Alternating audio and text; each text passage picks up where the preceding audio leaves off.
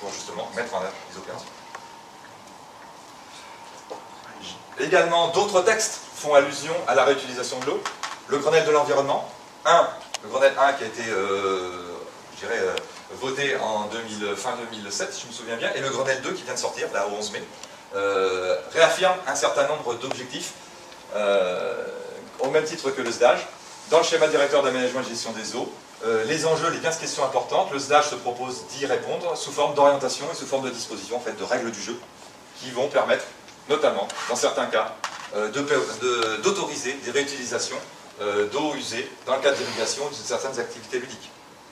De la même manière, une orientation toujours la même par rapport à cette question numéro 7, permettent encore une fois, mobiliser de la ressource s'il en manque localement, mais à condition que les organismes ou les acteurs qui mobilisent cette ressource s'engagent dans un programme d'économie. Alors ça s'applique beaucoup au niveau de l'agriculture. Il y a tout un sujet autour des retenues collinaires et autres.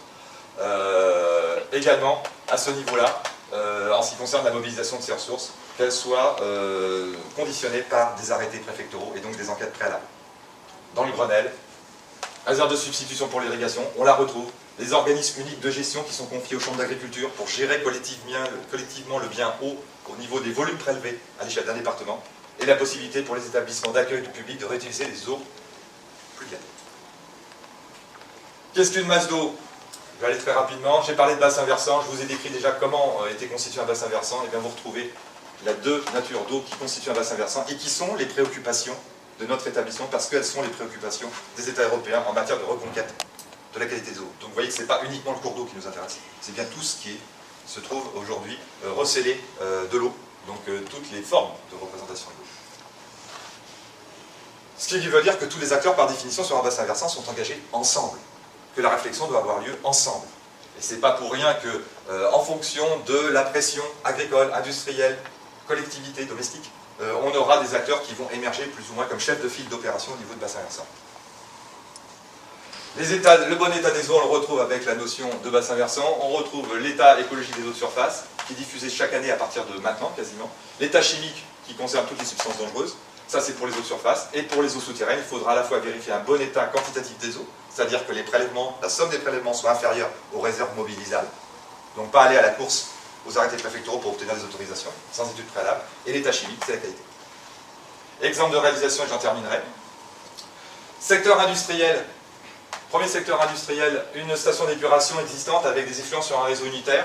Là, l'objectif de ce projet était pour l'industriel de protéger sa station d'épuration. Or, il y avait des réseaux qui étaient raccordés sur cette station d'épuration, des réseaux pluviaux et des réseaux eaux usées. Et la station d'épuration ne traitait que les eaux usées. Donc il a fallu travailler sur des problématiques de bassin versant, collecter les eaux pluviales, les mettre à part, les stocker, les analyser pour savoir effectivement ce qu'on pouvait faire de ces eaux, soit les rejeter en direct, soit éventuellement les faire traiter sur site ou ailleurs. Ça a été le cas aussi, on a couplé la problématique avec les eaux, également les eaux d'extinction d'incendie. Donc là, l'agence là-dessus est intéressée et elle est intervenue sous forme d'une subvention à hauteur de 20%, qui est fonction à la fois du statut de demandeur, ça c'est un critère européen, et des modalités même d'intervention de l'agence. Mais ça, c'est un domaine où l'agence était intéressée. Protection du milieu aquatique. C'est un site qui n'est pas très loin d'ici, un grand équipementier dont je ne citerai pas le nom. Deuxième secteur, là cette fois-ci c'était une plateforme aéroportuaire, militaire, avec un problème spécifique de traitement d'eau pluviale. Il y avait d'autres activités qui étaient traitées au niveau d'une station d'épuration. Il n'y avait pas de lien entre les eaux pluviales et les eaux, je dirais, industrielles. Par contre, il y avait un risque d'incendie des bâtiments ou un risque tout simplement de pollution par le kérosène utilisé lors des essais des aéronefs. Donc il a fallu là aussi mettre en place un système de confinement de traitement. L'enjeu milieu était important. La masse d'eau, donc le cours d'eau, en l'occurrence c'était un cours d'eau, était déjà bien subissait de fortes pressions. Et en plus la ressource était altérée au niveau qualité. Donc c'était un problème de prévention des pollutions accidentelles par le pluvial, l'agence est intervenue. Et dernier cas, secteur collectivité, là c'est du traitement d'eau de pluie, bassin d'orage, classique, qu'on rencontre de plus en plus sur les collectivités, où l'agence aussi peut intervenir sur des ouvrages, soit de traitement-restitution, soit de stockage, traitement-restitution, suivant qu'on s'adresse à du réseau unitaire, donc eau usée, eau pluviale, ou simplement et spécifiquement eau pluviale. Tout secteur économique, alors ça concerne peut-être plus l'agriculture, mais ça peut concerner tout autre secteur, la mobilisation d'une nouvelle ressource, faire face à une insuffisance d'approvisionnement. Ce sont des usages en généralement qui sont hors eau potable ou hors privé individuel, la maison chez nous. La caractéristique du projet, constituer une réserve d'eau. L'enjeu du milieu, c'est maîtriser globalement les prélèvements d'eau et le risque hydrologique, c'est-à-dire avec le fort déséquilibre tout l'année, c'est qu'effectivement on a très souvent des structures qui peuvent prélever de l'eau à des moments où c'est pas très intéressant et surtout très grave, ça peut être très grave pour le milieu récepteur. L'accompagnement de l'agence peut se faire sur la mobilisation de cette ressource, mais à condition, ce que je vous disais tout à l'heure, c'est qu'il y ait des enquêtes préalables qui soient faites pour vérifier que la structure qui va mettre en place cet investissement s'engage bien dans un programme d'économie au long cours. Donc ne pas satisfaire systématiquement le besoin de mobilisation supplémentaire. Et en résumé, j'en termine.